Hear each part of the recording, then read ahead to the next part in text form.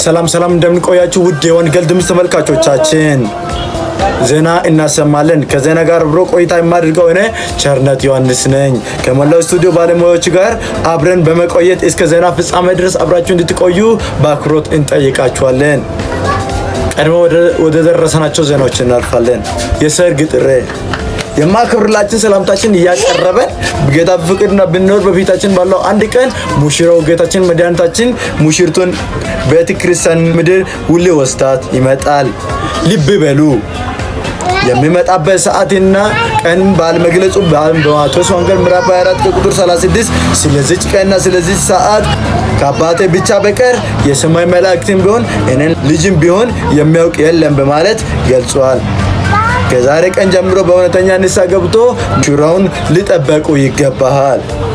ሙሽራው በሚመጣበት ጊዜ የዓለም መጨረሻ ይሆናል። በዚህ ሰርግ ለመታደም የሚያስፈልጉ መስፈርቶች ነጭ ልብስን መለበስ አለበት። ማቴዎስ ወንጌል ምዕራፍ 22 ቁጥር 11 እስከ 14 ይህ እውነተኛ ንስሐ ገብቶ በክርስቶስ ኢየሱስ ማመን ነው። መብራትን በቂ የሆነው ዘይትን መያዝ አይዘነጉ። ማቴዎስ ወንጌል ምዕራፍ 25 ቁጥር 1 እስከ 13 ታማኝነትና ልባምነትን ማቴዎስ ወንጌል ምዕራፍ 24 ቁጥር 45 እስከ 52 ዋናዎች ናቸው። ታዲያ እርሶ በክርስቶስ ሞትና ትንሣኤ አምኗል?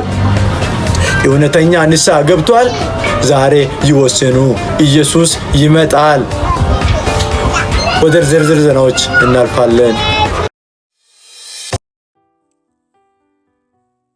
ታላቅ የምስራች! ኢየሱስ ሊመጣ ነው። በምድር ዙሪያ ያላችሁ ለተዘጋጃችሁ ሁሉ በጉጉትና በናፍቆት ለምትጠብቁት ኢየሱስ ሊመጣ ነው። ደስ ይበላችሁ፣ ደስ ይበላችሁ፣ ደስ ይበላችሁ። እስከ ዛሬ ኢየሱስ ያድናል፣ በኢየሱስ እመኑ እያልን ወንጌልን ስንናገር ቆይተናል። አሁን ግን የነገር ሁሉ ፍጻሜ አለውና አሁን ጊዜው አልቋል። ትንቢቱም ሁሉ ተፈጽሟል፣ ዘመኑም አልቋል። ኢየሱስ የተዘጋጁትን ብቻ ሊወስድ ይመጣል። ኢየሱስ እመጣለሁ እንዳለ ሊመጣ ነው።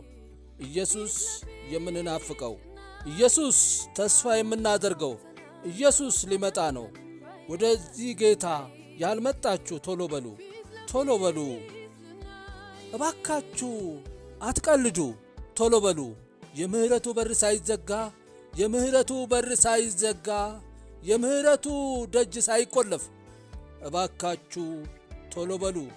ሕይወታችሁን ለጌታ ለኢየሱስ፣ ነፍሳችሁን ከገሃነመ እሳት ከዘላለም ሞት አድኑ። ኢየሱስ ይመጣል። አሜን። ጌታ ሆይ ቶሎና። አሜን። ጌታ ሆይ ቶሎና። አሜን። ጌታ ሆይ ቶሎና።